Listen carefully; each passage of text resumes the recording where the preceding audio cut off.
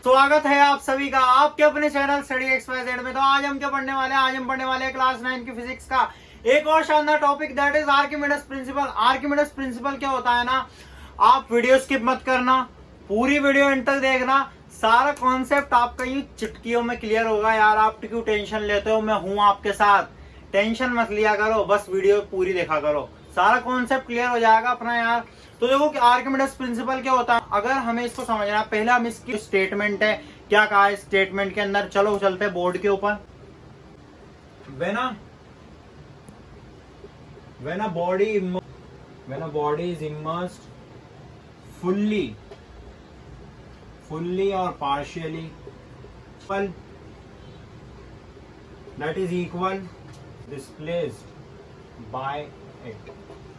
क्या होता है भैया Archimedes principle? When a body is immersed fully or partially in a fluid, it experiences an upward force that is equal to the weight of the fluid displaced by it।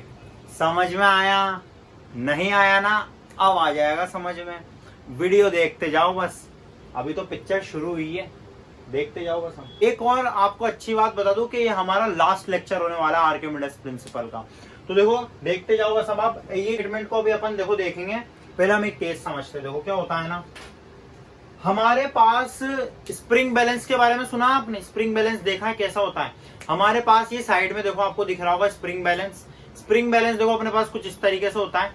तो है ना, इस spring balance की मदद से अपन क्या करेंगे, जो बाट रहता है ना, बाट जो अपने पास 7 किलो का बाट है, आपको यहाँ पर बाट भी दिख गया होगा, है ना। तो बाट अपन इस स्प्रिंग बैलेंस की मदद से इस बाट को अपन उठाएंगे, ठीक है ना।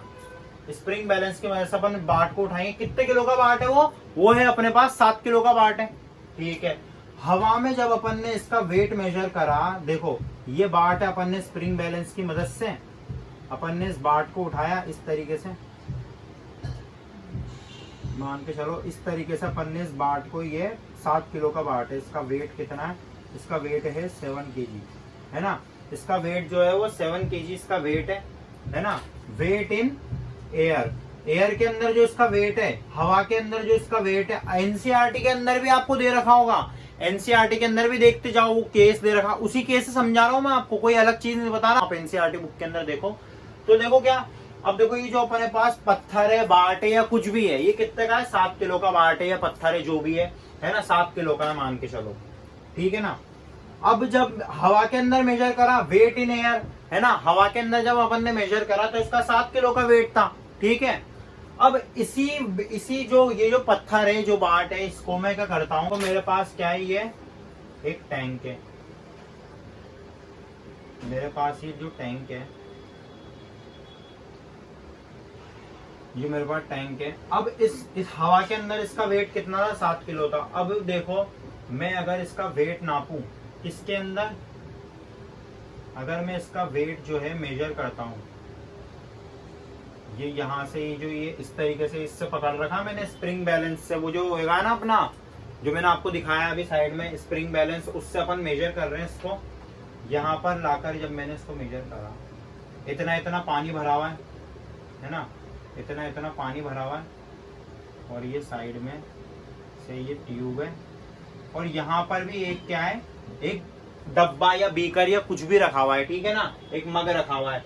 अब देखो क्या, इतना पानी भरा हुआ है ना, ये जो है क्या नाम से, ये जो है यहाँ पर ये जो टैंक है, अब पूरा देखते जाओ आप इस टैंक को, ये जो टैंक है इसके अंदर इतना पानी भरा। अपन ने देखो स्प्रिंग बैलेंस क्यों लगाया है? स्प्रिंग बैलेंस इस वजह से लगाया अपन ने, वो घड़ी जैसा जो स्प्रिंग बैलेंस है, अपन ने स्प्रिंग बैलेंस जब लगाया था तो अपन ने हवा के जब अंदर उसका मेजर करा था वेट, तो उसका वेट कितना था? 7 किलो था। बैलेंस की मदद से जब अपन पकड़ते हुए यहाँ पर लेकर आए, अपन ने पानी के अंदर जब उसको डाला, तो स्प्रिंग बैलेंस का अपन ने वेट देखा, तो कितना हो रहा है? वेट कितना हो रहा है? वेट हो रहा है उसका 5 किलो। इस पत्थर का वेट कम कैसे हो गया यार? इस पत्थर का वेट कम हो गया, 5 किलो हो गया इसका वेट। कैसे हो गया? क्योंकि बायोवेंसी फोर्स ऊपर की तरफ लग रहा है ना। जो वाटर मतलब वेट कितना हो गया इसका? वेट किसके अंदर? वाटर के अंदर। ये वेट इन एयर और ये वेट इन वाटर, है ना। तो इसका वेट कितना हो गया इसके अंदर? पानी के अंदर इसका वेट कितना हो गया? 5 किलो हो गया। बिकॉज ऑफ, क्योंकि बायोवेंसी फोर्स लग रहा है ना। तो पानी के अंदर इसका वेट कम कैसे हो गया। और अपन ने और एक और चीज आपने नोटिस करी हो इसके अंदर कि जब आपने इस पत्थर को इस पानी के अंदर डाला था, तो यहां से जब आपने इस पत्थर को इस पानी के अंदर डाला था, तो यहां से कुछ ट्यूब हैगी है, ट्यूब के अंदर छेद है ना यहाँ पर। तो यहाँ पर जितना ये डूबा होगा, ये जो पत्थर है जितना भी ये डूबा है, उतना ही पानी निकल के आ चुका है यहाँ पर, है ना। जितना ये पत्थर डूबा है ना, उतना ही पानी यहाँ से निकल कर आ चुका है और यहाँ पर आ गया। देखो आपके सामने मैंने यहाँ पर डब्बा क्यों लगाया, मैंने इस वजह से लगाया ताकि यहाँ पर पानी आ जाए। अब ये जो होगा ना, क्या यहाँ पर जितना भी पानी आया है, जब आप इस पानी का जो वॉल्यूम है जो भी मेजर कर लोगे, आएगा अपना बायोवेंसी फोर्स कितना लग रहा है। क्या वो अपना क्या आएगा, वो अपना आएगा बायोवेंसी फोर्स। यहाँ पर आ गया, अपन इसकी वजह से बायोवेंसी फोर्स निकाल सकते हैं कि जितना ही पानी यहाँ पर बह रहा है उसकी वजह से अपन निकाल सकते हैं। अब देखो स्टेटमेंट की मदद से देखते हैं अपन, स्टेटमेंट की मदद से क्या कह रहा है, body is immersed fully or partially in a fluid, है ना। जो बॉडी है वो क्या पूरी तरीके से डूब जाए या फिर पार्शियली, यानी कि थोड़ी सी डूब जाए। जैसे कि यहाँ पर कैसे डूब रही है, अभी यहाँ पर फुल्ली डूब रही है, पार्शियली डूब रही है। पार्शियली डूब रही है क्योंकि आधी डूब रही है ना बॉडी। ये जो बॉडी है ये आधी डूब रही है, ये फुल्ली डूब रही, पूरी डूब गई इसके अंदर, ये आधी डूबी है। फुल्ली और पार्शियली, या तो पूरी डूब जाए या फिर आधी डूब जाए, फुल्ली डूब जाए पार्शियली आधी डूब जाए, है ना। फ्लूइड के अंदर पूरी तरीके से वो पार्शियली डूब गई है ना। अब क्या होगा ना, it experiences N upward force, है ना। It experiences N upward force. उसको कैसा लगेगा, उसको ऐसा लगेगा उसके ऊपर अपवर्ड फोर्स लग रहा है। मतलब कौन सा फोर्स लग रहा है, बायोवेंसी फोर्स लग रहा है। और वो जो फोर्स है an upward force that is equal to the weight of the fluid displaced by it, है ना। अपवर्ड फोर्स किसके इक्वल होगा, वो अपवर्ड फोर्स इक्वल होगा जो पानी वहां से निकल चुका होगा, जो फ्लूइड डिस्प्लेस्ड हो गया होगा, जो फ्लूइड क्या होगा डिस्प्लेस्ड हो गया होगा, बाहर निकल होगा। मतलब कि देखो यहाँ पर अपन ने इस जो पत्थर है अपन ने इसको डाला और यहाँ से क्या हुआ, ये निकल गया, यहाँ से डिस्प्लेस्ड हो गया ना पानी, है ना। जितना अपन ने इसको डुबाया वो पानी यहाँ पर निकल चुका है ना। मतलब मान के चलो यार, अब देखो ये पानी कितना इक्वल होगा, कितना होगा ये पानी, जितना ये डूबा होगा ये ऑब्जेक्ट, है ना। जितना ये डूबा होगा ऑब्जेक्ट, जितनी जगह इस ऑब्जेक्ट ने ली होगी उतना ही तो यार ये पानी होगा, है ना। इतना ही तो, मतलब देखो इतना डूबा है, देखो ये ऑब्जेक्ट इतना डूबा है, तो इतना ये वाला जो पोर्शन है, क्या ये वाले पोर्शन के बराबर नहीं हो सकता क्या? हो सकता है, जरूर हो सकता है, क्योंकि इतना ही तो पानी गिरा है बस वहां पर, है ना। इतना ही तो पानी यहाँ से गिर गया। तो देखो क्या वापस से समझते हैं, समझ में नहीं आया हो तो आपके वापस से समझते हैं। When a body is immersed, जो बॉडी है वो डूब जाएगी, कैसे, fully or partially in a fluid, है ना। या तो पूरी तरीके से डूब जाए, फुल्ली डूब जाए, पूरी तरीके से डूब जाए, या फिर पार्शियली यानी कि आधी डूब जाए, है ना। और क्या, it experiences N upward force, है ना। वो क्या करेगी, महसूस करेगी, क्या अपवर्ड फोर्स महसूस करेगी खुद के अंदर। कौन सा फोर्स, अपवर्ड फोर्स कौन सा होता है, अपना बायोवेंसी फोर्स होता है, ठीक है। वो महसूस करेगी, that is equal to the weight of the fluid displaced by it. और वो जो अपवर्ड फोर्स है, ये जो बायोवेंसी फोर्स है, वो किसके इक्वल होगा, वो इक्वल होगा हमारा जो पानी यहाँ पर डिस्प्लेस्ड हो चुका है। मतलब इसकी जो वैल्यू होगी वो हमारे बायोवेंसी फोर्स के बराबर होगी।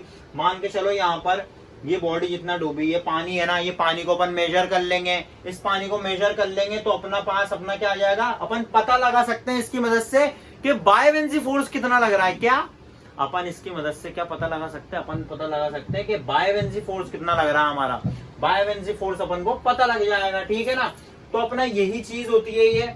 आप इस सबको नोट कर लो, अच्छे से समझना, और एक और बार इसको 2-4 बार वीडियो को वो बार देख लेना ताकि आपको समझ में आ जाएगा, है ना।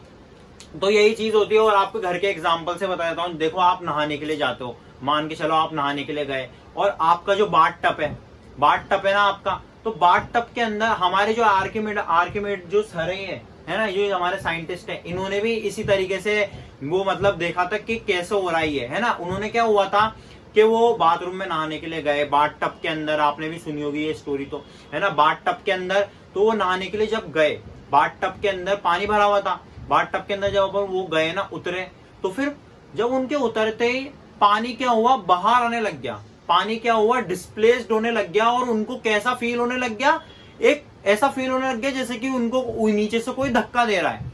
अपवर्ड फोर्स, अपवर्ड फोर्स के बारे में तो उनको पता लग गया था कि यार ये बायोवेंसी फोर्स लग रहा है, हाँ ठीक है, लेकिन पर उनके एक बात दिमाग में आई कि यार ये मेरे बैठते ये पानी बाहर कैसे निकल रहा है ना, बाहर कैसे निकल रहा है। तो उन्होंने इसी तरीके से उन्होंने ये देख लिया कि यार ये जो बाहर निकला हुआ पानी है ना, वो किसके बराबर होगा, वो बराबर होगा हमारे जो बायोवेंसी फोर्स लग रहा है उसके बराबर होगा हमारा ये, है ना। ये जो पानी जो बाहर निकला है ना, वो किसके बराबर होगा, हमारा जो बायोवेंसी फोर्स लग रहा है, हमारे ऊपर जो हम फोर्स महसूस कर रहे हैं, अपवर्ड फोर्स, बायोवेंसी फोर्स, ये इसके बराबर होगा, इसकी जो वैल्यू है इसके बराबर होगी।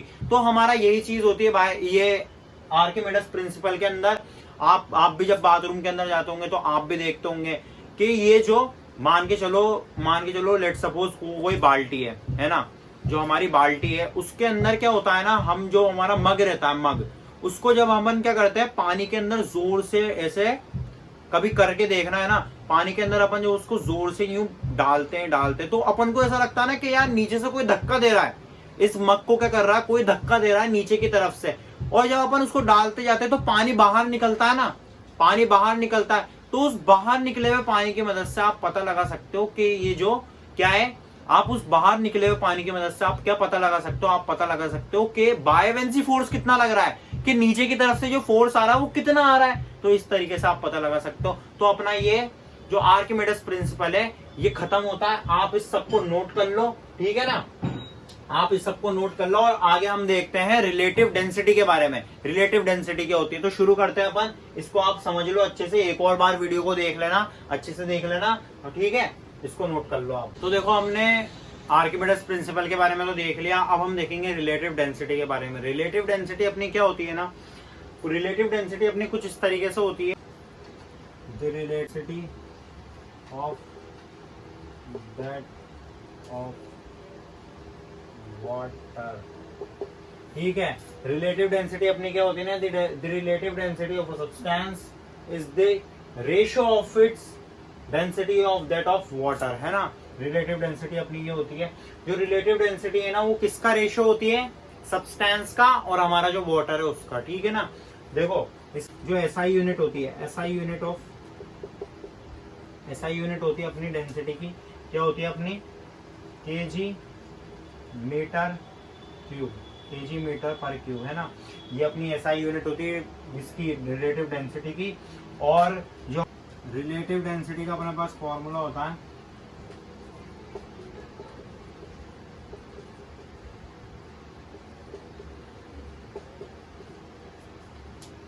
Density of substance, density of substance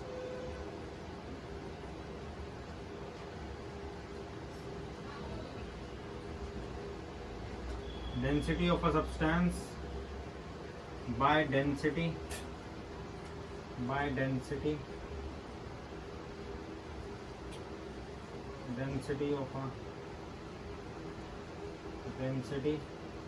of water, ठीक है।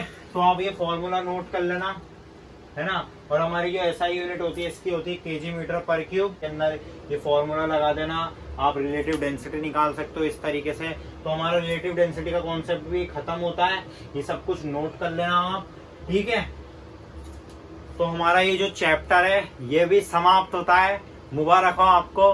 साथ अगर आपको वीडियो अच्छी लगी हो तो और ये सारे लेक्चर्स अच्छे लगे हो तो इस चैनल को लाइक करना, सब्सक्राइब करना और बेल आइकन को जरूर प्रेस कर देना ताकि आपको आगे से आगे नोटिफिकेशन जरूर मिलते रहे। और हम इस क्लास 9 की सीरीज को कंटिन्यू रखेंगे। अब हम लाने वाले हैं नया chapter, that is work and energy.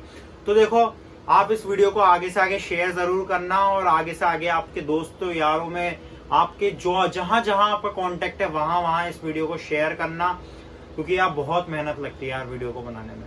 तो इसी के साथ thanks for watching this video मेरे दोस्तों।